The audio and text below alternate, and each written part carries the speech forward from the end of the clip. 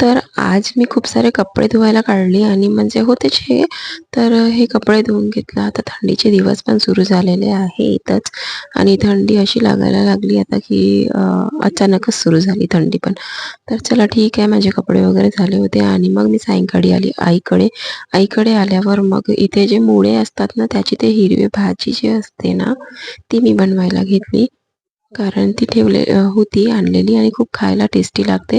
तर ती बारीक-बारीक चिरून घेतली आणि मग तिला छान 2-3 पाण्याने धुवून टाकलं आणि मग त्याला उबालून घेतला आणि कांदे, लाल मिरची आणि टोमॅटो घालून मी त्याला फोडणी दिलं. खूप खायला टेस्टी वाटते ही भाजी आणि थंडीच्या दिवसामध्ये ही भाजी खायला पाहिजे.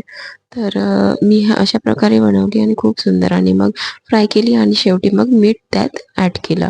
तर अशा प्रकारे मी आज ही भाजी बनवून घेतली आणि खूप खायला टेस्टी वाटते. तर तुम्ही पण बनवता का?